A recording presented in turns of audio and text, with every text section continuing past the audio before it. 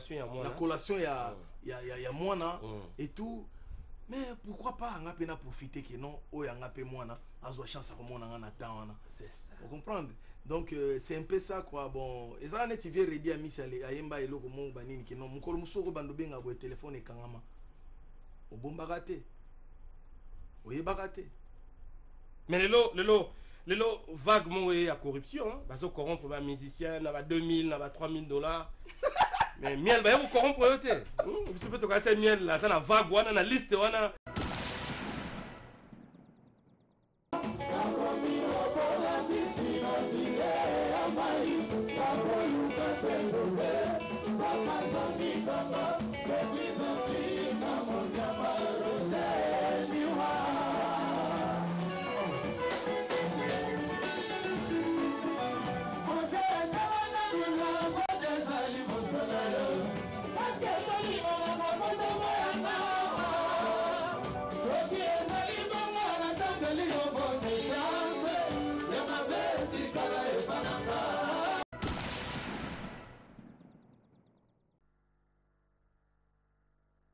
Plaisir est pour moi, Trésor Lumière, de vous savoir nombreux, hein, en train bien sûr d'attendre et de suivre cette émission. Zamba vient donc de commencer ce soir, hein, nous sommes donc mercredi, comme d'habitude, on a toujours été là pour vous donner les informations de son excellence Ngama Makanda Werason qui séjourne aux États-Unis et Werason va regagner la capitale, hein, la ville-province de Kinshasa déjà ce 22 juin. Question bien sûr de peaufiner avec les fanatiques parce que la sortie de l'album 7 jours de la semaine est donc confirmée pour le 24 juin prochain. Donc Werason confirme la sortie de cet album 7 jours de la semaine pour le 24 juin prochain. Et sur ces plateaux, nous aurons la Dream Team communicationnelle, puis Roger, Moana, Mboka, Papi les Princes pour nous donner tous les détails et surtout aussi cette grande cérémonie qui s'organise à chaque vacances. Depuis ça fait maintenant 10 ans que ça existe. Werason organise, en tout cas en ce siège de la Zamba Play à partir de ce mois de juillet, la 10e édition de Kermesse de la paix. Alors ça va donc c'est dire dans cette émission avec Puis Roger et Papi les Princes, on va devoir donner tous les numéros de contact pour toutes les mamans qui veulent en tout cas investir dans cette grande manifestation des vacances qui s'organisent à la Zamba Playa, fidèles téléspectateurs. Et puis, nous aurons en tout cas à vous dire, hein, à vous fixer autour de tout ce qui est en train de se dire dans la ville de Kinshasa, en République démocratique du Congo, par rapport à voyage à le roi de la forêt, Werason Akei, Akimi. Je pense que dans cette émission, vous aurez toutes les précisions. Werason reste en bon et due forme, en tout cas avec sa famille musicale, avec sa famille biologique, avec l'État congolais. Werason n'a pas de problème. Werason est parti pour assister à la collation de grade de sa fille. Werason va regagner Kinshasa comme prévu le 22. En tout cas, je pense que Botika, les ont dit, Botika Makamosa Roloba. Werason a un problème, Moroté, n'a l'État congolais. Werason n'a aucun problème avec la sécurité congolaise. Ce ne sont que des rumeurs. Hein. Kinshasa m'a bien rumeur et comment on place l'information. Nous regrettons comment est-ce que vous créer, vous inventer une information fausse. Je pense que le roi de la forêt a sali déclaration officielle à partir des États-Unis. Tout à l'heure dans cette émission Zamba sali démenti pour dire qu'il était parti assister à la collation de sa fille. Il va rentrer à Kinshasa le 22 comme prévu et l'album va sortir le 24. Donc il n'y a aucun problème autour de Werason, de Wenge Musique à Maison Mère et aussi de sa famille. Sans plus tarder, nous allons prendre la Dream Team communicationnelle du groupe. Question bien sûr d'entrer déjà, en tout cas en bonne forme dans cette émission Zamba Brut parce que nous avons de la matière. On commence avec Moana Mboka, Puis Roger. Balobisa, c'est la tenue des combats. Ça, c'est la tenue qui va donc accompagner 7 jours de la semaine. Mbote baiba sobozui bakuya bolandi lolaka ya Congo mona mboka Puis Roger bokamote mikolo tozanga aboyi donc ozo mona komona ngo tennis 7 jours de la semaine bana Congo bana mokibonga ba imboka bozuli bakwa bolandi biso na yebi ki boza ko sepela tant bozo mona déjà manaka mabino zamba donc mona mboka trésor lumière na ko beta ka le 7e ko yebisa ba imboka ba fanatique na biso le 22 oyo mokonzi mona mboka Werason aza ko zonga na mabele na ye na mboka ngba Kinshasa mabele ya bakoko na ye mona mboka Werason aza ko zonga le 22 na mabele oyo le 24 mokonzi mona mboka Werason akozala ye moko na victoire rompo victoire wana tangu loyembo ya biso asikeza kobima tangu cede ya mikolo sambomi ya mposo eza kobima mokonzi mona mboka Werason akozala bina na rompo victoire mpona kotia linzaka na maemanso oyo tobenga yango donc mpona kosigne ba orthographe mpona baebanso oyo bakoya kosepela kosomba loyembo wana ya sika yango moni bana Congo balobi le 24 mwana maison mère nyonso tout mwana maison mère teni oyo kobimisa album na biso tokoyambela album eza elamba ya pembe donc mwana maison mère nyonso tala biso mokili mobimba teni oyo tokoyamba album eza elamba ya pembe mais teni oyo tokolata katango nyonso tout oyo tokobenga 7 jours de la semaine elamba yango yango oyo donc na kala tobenga yango pentagone mais lelo siko ba oyo omona nde tokobenga yango 7 jours de la semaine donc mwana maison mère moko takozanga elamba oyo donc so ozangi yango oza mwana maison mère te po ezotekama yango bisika nyonso na bazando munene na baboutique nyonso tout na zandu soki na Louvre 83 epa ya japonais Ben Ngombo olata bilamba oyo eza nango ebele donc mpona koloba ke mwana mboka trésor lumière ngai nayaka kobeta losete na matali teni mpe koyebisa na baimboka baso eza koloba matubatuba te totala yango te le 22 biso nyonso totonda libanda ya pepo ya njili na bamama trésor lumière na bamama catholique bazolela na bamama batangisaka bana na biso na baekole tokokezwa bana na classe baza kolela likambo oyo do tuba eza kolobama na kombo ya mwana na bango Werason yango bamama ngai nayebisaka bamama le 22 bamama boteka te biso tu na aéroport ya njili tokende nayebike na bokasi ya Dr Pichu Musungu na biro momande baza kosala nayebike avion koya avant mokonzi mwana mboka Werason oya bina na ngonga bien biso nyonso libanda njili oza na tembe so oza na tembe ke Werason ozonga mabelo te telema kaka na boulevard omona cortège omona carnaval oyo koleka mpo osisa tembe na yo mpo tembe eza satan tembe se bukana esila epanzana ezala na impact su te mwana mboka trésor lumière sombele esuka bisanga ebolobo suka bingwale maluko suka Kinshasa na komi na suka ya basango matali mwana mboka Werason mpo mokoma lelo nayebi ke bato balingi nazongela yango eso lisese wana lisese yango na obaki boye mwana ya bebe mwana moke azoluka kotelema asimbaka apara na ye mwana moke ntango azoluka telema asimba mutu mosusu te ka apara na ye mpo aluka kotelema natondi bino botondi napesi mbote na le PDG de PDG le boss Malou Mavoka Israël référence napesi mbote na ingénieur Blaise Elanga na Fikine ingénieur Blaise Elanga le véritable fan et na bosante Dave Jello nous vivons l'époque de Dave Jello nzete ya mbongo to bosante japonais Ben Ngombo vieux Désiré Mputu ya Désiré Mputu bokulaka na bosante Fiston Ituku MDD honorable Tim Sintoya na pavillon 5 et tu comme on a Guillaume Chingani les conquérants bino surtout bolinga mwana mboka Werason lobi tokuta na répétition. Merci mon amboka Piroger pour toutes ces informations et détails. Papi, le prince, le roi de la forêt, s'est confirmé qu'il va regagner la ville de Kinshasa C22. Mouto Nyonso a besoin les rois de la forêt Zongate. Yarab na le 22 na aéroport Anjili. Otala avion au Air France, Otala Soy mon amboka le roi de la forêt Rosalate. Et puis je confirme que 7 jours de la semaine sort déjà ce 24 juin. C'est un très grand événement, donc ça veut dire que Wenge Musika Maison Mère se prépare à recevoir des très grands événements. Alors, Boutique et la distraction, distraction. Papy les Princes, parce que nous avons Miel de son que nous aurons donc à recevoir comme invité d'honneur dans cette émission Zamba Zamba. Qu'est-ce que Papy les Princes on peut ajouter dans ma campagne sur Piro Jalobi? En tout cas, trésor lumière, tant que tu as un sentiment, makasi, mais vraiment un sentiment et belé makasi na éviter. Ce qu'on a ajouté au Piro Jalobi, na rose à la jamais grand bande parole sans pourtant souhaiter un bon séjour na boss nanga. oazotalanga en direct à Palais Weransonic na niveau ya mairie précisément na Chicago parce que Weranson batu bayebi après avoir causé na Palais Weransonic na ma campagne de la paix tous a rappelé na Palais Weransonic na biso na Chicago na Weranson na kendara jamais dans les États-Unis, hôtel, n'est pas bateau. Ça pour moi la résidence au moment la vie aussi des jimans pata au moins bagladi bangia mabafandi. Donc on a souhaité vraiment président nga ba bon séjour et puis équipe de base batou basa na ba Jonas Mbesi ba percer tout moi ba sankara de kuta ba DT yankim poi. Vraiment ça nga plaisir à toi. Mingi sanga kende spi au jauto ba ke le 22.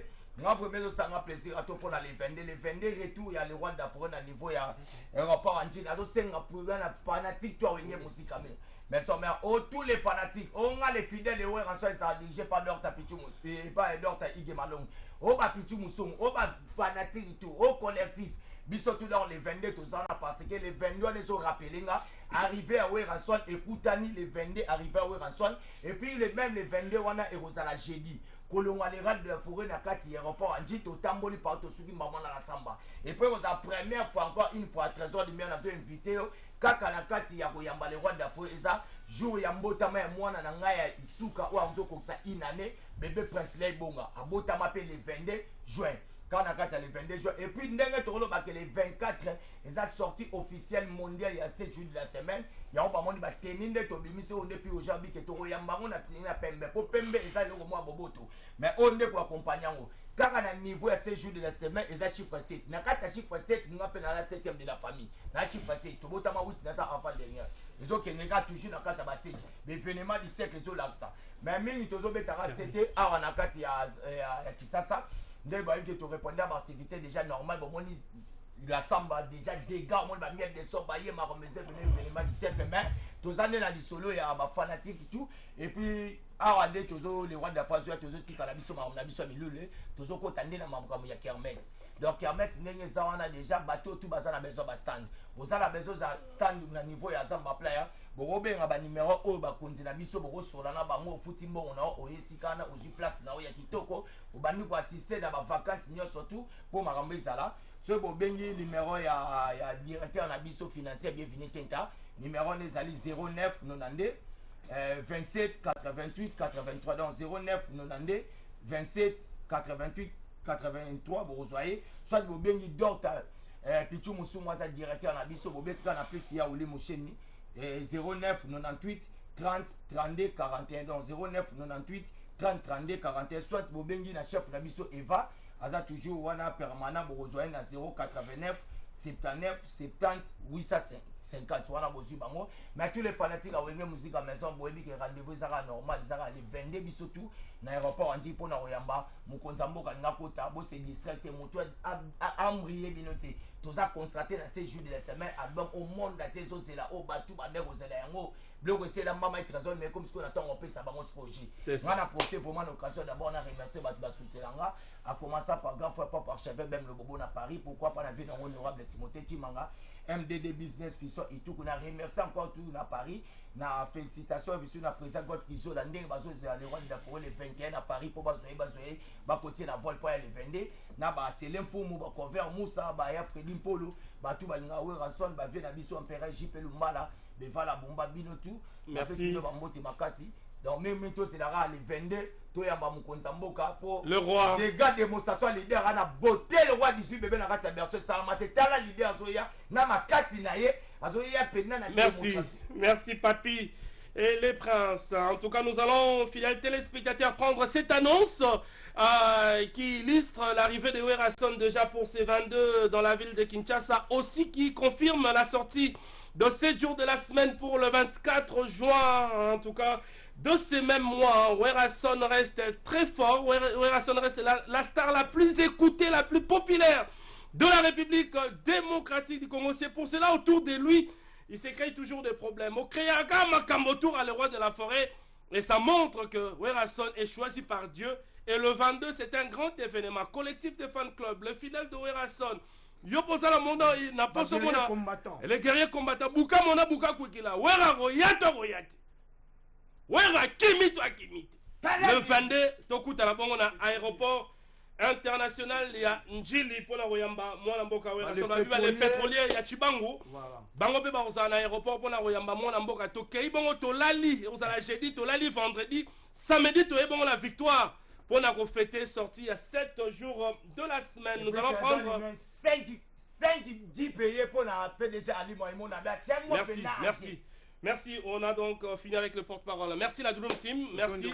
En tout cas, on a toujours travaillé avec vous. Nous sommes les autres qui suivons maintenant l'annonce de son excellence Ngama Makanda Werason. À partir des États-Unis, nous allons aménager ces plateaux, recevoir miel de son. Yepa Lungwe, Toazara à la maison mère. C'est à vivre tout à l'heure dans cette émission Zamba Zamba, tout en respectant nos us et coutumes. Il y a Felingon dans la Lyon. Recevez la nuit.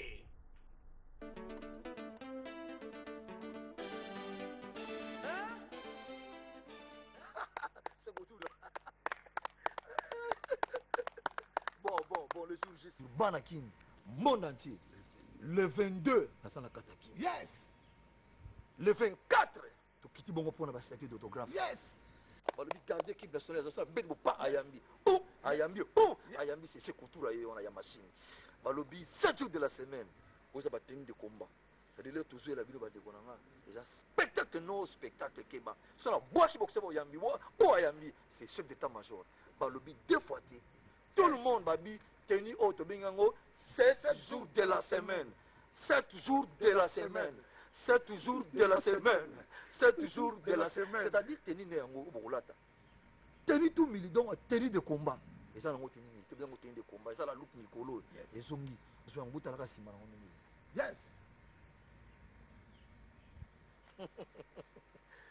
Balobi bongo, Tolbi Kapona tenu. Tenu Néango. Maloba tout beau na blanc blanc. Oh ça dit to comme relata en RT. Do ya soko lati tenyo na kinye bango za 7 jours de la semaine. De la semaine.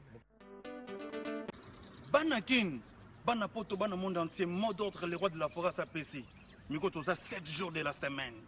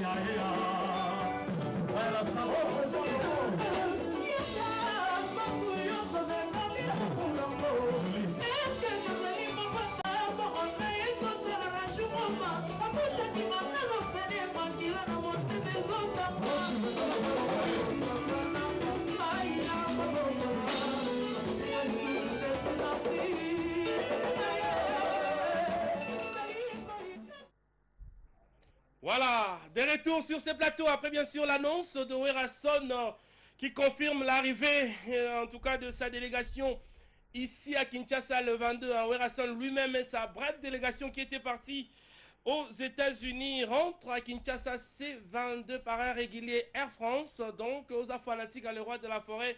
Déjà à partir de 16h, tous à la bonne aéroport international Yanchili parce que c'est un jeudi. Et après, jeudi, Tolalika, vendredi, Topemi Mouké, le samedi, ça sera donc la sortie mondiale de 7 jours de la semaine. Tout à l'heure, on va recevoir Miel de Son, mais laissez-moi remercier comme ça les grands patrons qui suivent cette émission. Adolphe Pinto Moute Bachilamouina Industriel nous suit en Angola. Total respect à Mete Boutros, tour des contrôles. Et grand merci aussi comme ça à l'homme qu'on appelle Mouta Mania, le cœur de Maman Patience Marc. Tous sont donc en train de suivre cette émission Zamba Zamba. Sur ce plateau, nous allons devoir faire appel à Miel de Son qui va rejoindre Trésor Lumière pour que nous puissions parler un tout petit peu. Miel de Son, bon retour, hein? Voilà. Mais tu es pressé, reste là. Miel de Son, avant de la battre les spectateurs, tout cela non en face. Yo le moite. Tu respectes nous allons à Bango, Trésor Lumière. Vous saluer nos téléspectateurs. Voilà. Fanatiques bango bato moni sikoyo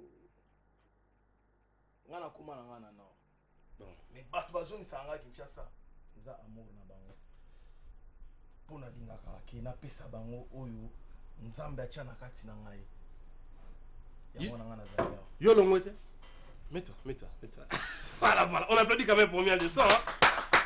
Voilà Miel de Son en tout cas merci parce que tu n'étais pas ici avec nous, tu étais en Europe. Et puis, bah, il veut à s'envoyer en Floride, dans les États-Unis. Aux oignons de Miko, on les gars, Zamba. Miel de Son, question à l'Ibosso. Yo l'ongwete? Trésor Lumière, on a des vacances. On a des vacances, na Eurozone. Question on est appropriée pour nous, parce que. Oui, bien, voilà, parce que. Fanatique ya Werrason on a annoncé bango na royamba Miel de Son na plateau et pesi ko banga. Bamisu batuninga mais Miel de Son est-ce qu'il y a kendate? Est-ce que Miel de Son ça la disquette? Miel de Son continue d'être dans Wenge Musique à Maison Mère. Si tu continues d'être dans Wenge Musique à Maison Mère, qu'est-ce qui te motive? Aux orchestres, il y a le roi de la forêt. Motivation à Miel les akaka amour ya public. Amour ya ba fanatique, amour ya ba amour ya bonne musique. Bolingo ya ba fanatique ya Wenge Musique à Maison Mère. Bolingo ya batu o basala ngai lelo Miel de Son nazala Miel de Son na kombo wana. C'est pourquoi bango naebi ke bato mingi balinga ngai za bato, ce sont des gens qui réfléchissent. Ce sont des gens qui me donnent de bons conseils. O eza ke ba conseil na bango e memanga na nzela na zokende. Botika na la nzela oyo. Eza na litoma. To bandela malobolobi. To tika miela na nzela oyo, eza na litomba. Nzela ya Wenge Musique à Maison Mère. Le roi de la forêt. Mais ma question ça peut comme moi belé hein. Balobi le roi de la forêt. Ba ninga mususu il paraît, selon mes informations toujours ba kei pour bazo voyager té Miel de Son, outi poto, ozongi. Est-ce que le roi de la forêt a lingi bino voyager té, a lingi bo tula na Kinshasa? Mais si tel est le cas, Miel de Son à poto, ou tu peux Floride aux États-Unis. Est-ce qu'avant que nous aura fait permission à le roi de la forêt? Ben en tant que moi na maël na ça quand même moi nous bimananda faut ça père na OK non nazo kende quelque part. Bon aboya na mkolo mo te. Na mona na te jour aboya parce que au moni du moins ala que mutako ko boya oye ko loba ke no bon nazo lukana na moyenne na ko kende. Mais so si mutu voilà nazala na vanda na ma campagne mais to solo tellement trop de Trésor Lumière c'est na ko kendeti. Mais au bout il parce que butu ezo yinda ifunga penalala. C'est ça. Vous comprenez? Donc aboyelanga na nute na ebisa rabli roi la forêt na voyage ka ayebaka. Et monsieur zalanga na kei muto na simaki preso ebité miel kutu bona bo donc yesu ko na kati ya kota na kati ya chambre avant d'être mais non mais bato ba mystique mais petit nga auto zala ya 5 minutes tayo na zo bimana to solo li kutu. Aibsinga nazo kende boy na robeta moi quelques jours na boy na tout et tout na profiter na vacances oyo na moni ki le roi de la forêt azo kende côté la famille qu'on se présenter na collation ya mwana, na collation ya mwana et tout. Mais pourquoi pas nga pena profiter que non oya nga pe mwana azwa chance à komona nga na temps wana. C'est ça. Vous comprenez? Donc c'est un peu ça quoi. Bon, eza net vie ready à misa ayemba eloko mo banini que non mukolo musoko bando benga bo téléphone ekangama. Obomba raté. Oui, baraté. Mais lelo vague mo ya corruption, hein, baso corrompre ba musicien na ba 2000 na ba 3000 $. Mais miel ba yo corrompre yote. Vous peut to ka miel là ça na vague wana na liste wana ya ba corrompu. Trésor limé, moi je vaux des millions. Je vaux des millions, je vaux vraiment des millions. Nga na mona muto ko corrompre ngati. Té na mona ngati. Parce que corruption na ngai ça déjà o eza ke non ti lelo mona ke non azalaka descendant. Bato ba corrompa ngai eza ba feta boulay, eza ba papa wemba, eza ba Weranson le roi de la forêt, eza ba Redi Amisi. Nga za grand descendant. Vous comprenez? Corruption na bango déjà zala nini? Ba sala déjà ba grand star. C'est ça. Ba lokanga siko makamu na bango na ekota na kati na za nango noyo. Mais ce que yo ya au corrompre na combien? Parce que je vaux des millions, trésor lumière, je vaux des millions. Mais naebi ke ba millions ngona eza wana. Na winga muzika mezo. Ezali zalaka na mutu, zalaka na bwania. C'est ça. Zalaka na vision. C'est ça. Yango mielo se préparer qu'il faut betanga ba massa sitoneni, je suis avec toi. Parce que na éviter miel so il to continuer ko peso confiance. Tout banda pe ko douter parce que na même plateau na semaine on a recevoir yo na oboya te na yamba pe bo alontin ania makamwa suka na moto yo kama solo trésor limo yebi kinga na uti Paris na tamboli moi trop. C'est ça. Na tamboli pena moi 4-5 pays. Place côté mususu moni ke nga na talika ketie surprise mais vient nga au mona peut-être na FCV yebi ke omoni place au a hôtel pe Floride. Okomaki, c'est ça. Nga naza garçon mon nazala trop discret. Na mamuna ngai. On comprendre? Trésor lumière, ceux qui mambo OK no ya ko kima kusani trésor nga vanda na nord na ovana nga pe libela. Mais moni amour bato bazota la biso ba pesa nga. Ba fanatique ya bonne musique, ba fanatique a wenge musique à maison mère. Nga ko décevoir bangoti. C'est ça. On comprendre? C'est ça. Nga ko décevoir bangoti. Ezati ke no koloba ke no miel peut-être banga ka kolongo be akokite banini boy. Omonso pona l'art oyo batu mususu bako pesa bango balongwe. Ekozana ngo ba 3 ba 4 mois ya ba loyer nanga, ba 3-4 mois ya loyer kaka. Mais so ba pesi mutu boy pe akolenga. On comprendre? Mais nyonso wana ezani neza bwanya. Ki wenge. Eza bwanya, eza wenge. Omoni wenge ezalaki bazolo bake, même ata to zongi penda na histoire ya début ya wenge oyo biso toza bana miki tozo kola tozo mona ba viana bon chic bon genre. Papa wemba wazala pare na bango ya koloba ke non kento ya ngolo kaminyo ya ngolo inzo ya ngolo idéologie wana soki oza na moko te na kati ya idéologie wana oza wengeti. Donc faut ça na moko moni esprit faut un esprit. C'est ça wenge. Mbonge ko ya ndenge nini mais siko yozo loba ke na komi leader. Mais ero comme leader faut comprendre que mbonge zalaka. Mais si ozo ko mbonge te okokoka leadership te. Donc c'est que ne baloba ke non moi na il faut qualité ay koti bien te. Zoma baba master mususu omona ke no soko na umel na ngatro na komi leader ke bako ko umel za ko zala na esprit te. O beta pe loko boto yoki pété leki na ngo 2 semaines petota. Mais on l'a qui trop. Mais bon bah oyo de soi-disant corrompu au bakei pas ya moko camarade na bango. Toi tu analyses ça comment? Trésor lumière. Na posé question en tant que journaliste. Trésor lumière oyambi miel de son. Na minute oyo histoire ezara mort 7 jours de la semaine. On comprendre? 7 jours de la semaine. Omoni soko zan esprit te okoli ape na li oto manzanza. On comprendre? Okoli ape na li oto manzanza. Mais ro sutuka boy nous on des portails mo ezala ki on fongami pa otali boy table ezala qui a bien servi. Vous en esprit vous en noyau. C'est ça, merci beaucoup en tout cas. On applaudit pour Miel des Sons, il faut noyau. Ça c'est Wenge Musica, Misomère. Wenge c'est un état d'esprit, comme Miel des Sons est en train de dire. Donc Moutou Azo Kotana, ça quoi derrière l'esprit Wenge te. Yemoraza comme il lâche comme il kende parce que nous continuons avec les gens. On est mis en noyau. N'est pas demse docteur Pichu Moussou noyau ali. Deux fois tu. Il est toujours réglo, toujours. Est-ce pas Wengeza qui bandal peut aller. Merci beaucoup. Nous continuons avec des gens comme ça. Félicitations Miel des Sons. Parce qu'on a peine à autour de toi. Mais aujourd'hui, on te voit reprendre. Les gens disent Bobanda Oyoka Banda soit 2012, soit 2013. On bien l'accueilli. Mais Banini. Mais Sukoyo, tu as vendu à parler les rôles de la forêt. Assez fort. Na poko wana komona ke no alo vende nini. Papa tout solo li. Vous comprenez? Désolé, mais mon terme m'a bien foutu. Omoni soza na keto. Soki olingi mutu angote. Neto so lingi moi cité par exemple. Kolinga te ke ozwaye au bali et comme si nanda ko sali ba mariage après si ko lobi ke note yo moi si mabelomba. Vous comprenez? Kolinga te ke no osali likambo moko boyo koti banini ya. Oyembi osilisi e komi ke boyo linge bima osali ki mutu mabe. Et ce ko raisonner ta bola mo te. On est en malédiction. Raisonnez ta moko. Pesa yango chance nango. C'est ça. Et là, on va bien 7 jours de la semaine. On a tout niqué. Est-ce que vous avez une carte de vaccination? Parce qu'ils ont un vaccin. Si vous avez une carte de vaccination, il y a un monde qui est non désaboué. Voilà, on va prendre, en tout cas, on va marquer une pause. On applaudit quand même pour Miel, non?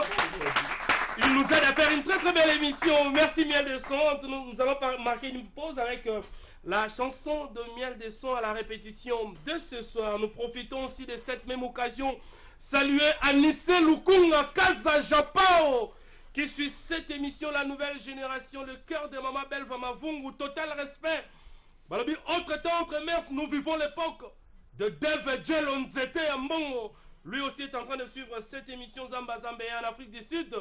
Total respect à Johannesburg, na Dostal Chikanda. Lui aussi est en train de suivre cette émission à Johannesburg. Marquons une pause avec la chanson de Miel des Sons à la répétition de ce soir. Et puis nous allons revenir pour que nous entamions maintenant la partie sortie album.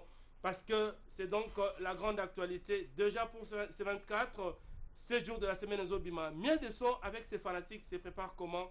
Déjà pour recevoir le roi de la forêt le 22. Et go Yamba, 7 jours de la semaine, le 24. Tout le monde m'a beaucoup. Reste sur la ligne.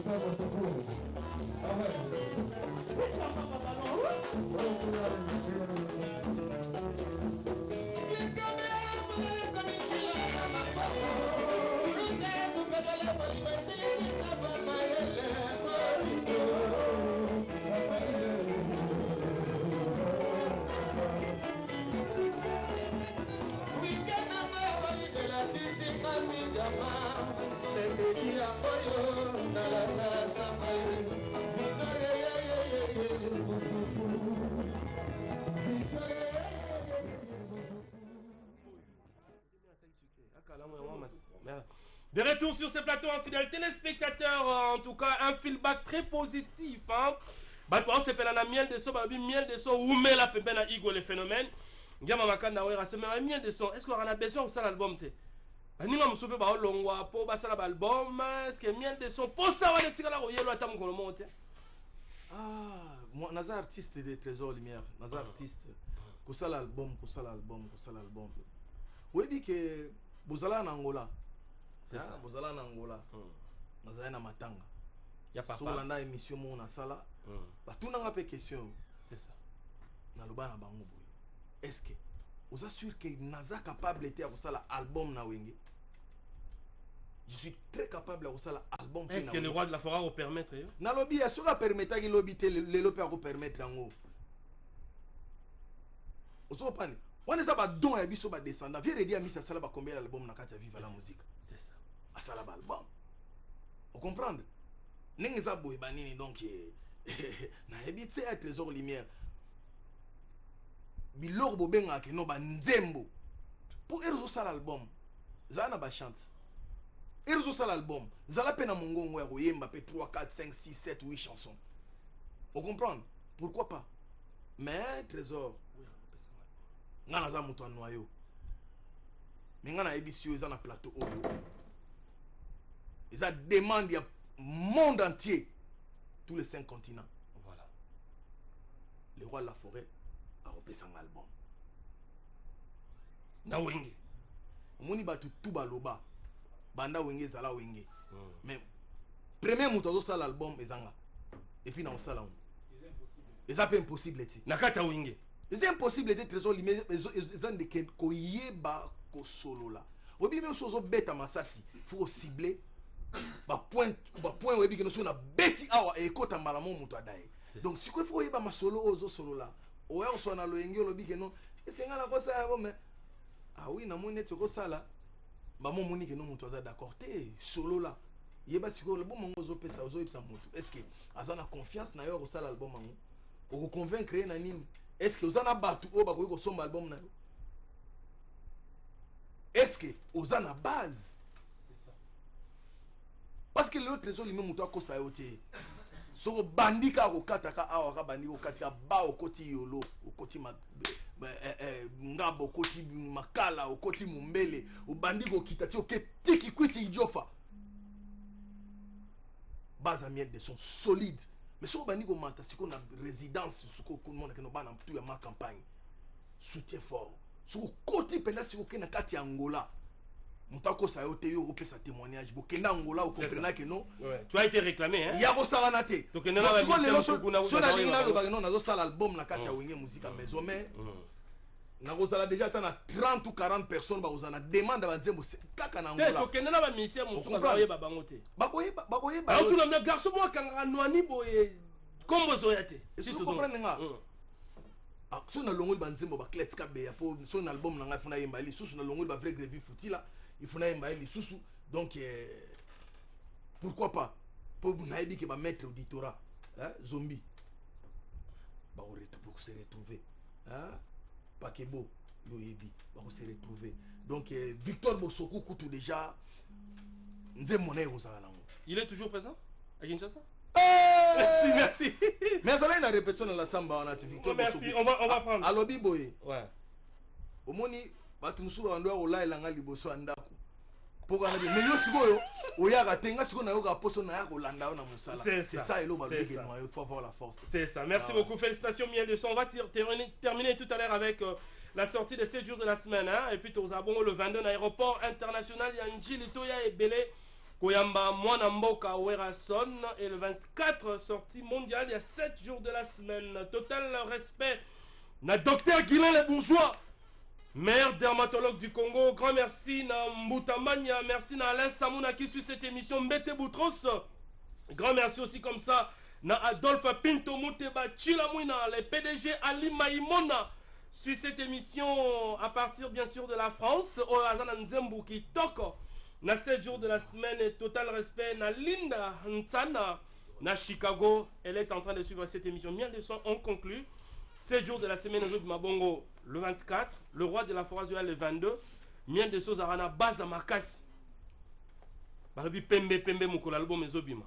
Est-ce que miel de son bekiri to ranango wana baza pe na bilamba pembe ya rolata Trésor Lumière ngana les seuls musiciens na sala bekirité mais batu bayaka eza ko sala bekirité mais ça mot d'ordre. C'est ça. Parce que naza descendant nazo pesa mot d'ordre na bana tout ya changu nazo pesa mot d'ordre les amis de miel na kati ya ngaba nazo pesa mot d'ordre na bana tout ya kauka bana Big Rouge et bende nazo pesa mot d'ordre na bana tout ya quartier Congo sous les bambous yo yebi nazo pesa mot d'ordre na bana tout ya yolo ya bino yangoyo. Donc défense na bino toujours les alka yango na funa zonga na no moni ba master na ngai na ndenga musika antidote de ba forme yo yebi na pesi yombo te place aux faux adior les jeunes entrepreneurs nazo zela bino na Kinshasa Gere Kiabi vient na Roger Bajoko nazo zela yo El Chanto ba chis toujours donc petite sœur propre donc AD donc fanilisation. Merci. Major Rigo espace Umoja donc venanga Kletskabe ya Corino plus important que l'école temps na bosanité ko pesa mon vieux Max Moke MK Etachete papa na l'or lourd mbote placé à Vandi donc voilà quoi. Merci. Mes condoléances na petit nanga Tigana Tigre Mulumba. En tout cas, auto-père de papa, donc je suis de cœur avec toi, mon petit. Merci. À partir des Afriques du Sud, Banini, petit Nangaï. Merci, voilà. merci Miel de Son. Nous sommes donc arrivés à la fin de notre speech de ce soir. Je pense que nous sommes tous fixés, hein. Le roi de la forêt a Assistant parlé. de l'artiste, Foridol. Merci, Guimoni. cher ami, merci beaucoup. Donc je pense que vous êtes tous fixés que le roi de la forêt rentre à Kinshasa le 22. Botika polémique, Rimer et Ate, le roi de la forêt, moi, na Congo, le 22 et le 24. Album Eza Kobima. Grand merci à Patrick Monyomo. Mutoto ya Goma Talibiso. Grand merci en tout cas comme ça na bandeko nyuso ba Talibiso na monde entier. Ya Papi Mvula, merci beaucoup. Dostal Chikan en Afrique du Sud. Anissé Lukunga Kaza Japa bandeko nyuso. Merci à l'équipe technique qui nous a tenu compagnie ce soir. Merci à Patou Bonyoko. Merci à Clovis Kikwe, Darius Kimbila, le combattant des Trésors Lumière, Monga Foule Koyate, Darion Toto Wajiga, merci Namigo. Matondo Nzulukable et total respect à l'hymne de très belle portugaise qui puisse exister au monde. Maman Bertina Fofola portugaise, la maman de Triziana Maravilha, Donna Monica, Diego Mouboala, Digital, l'homme de bois. Merci beaucoup, nous sommes donc arrivés station ma à campagne la fin. Bango. Zinedine Zidane, Grand Jogo. Bye bye, on se retrouve demain pour un nouveau numéro. Maître Delta.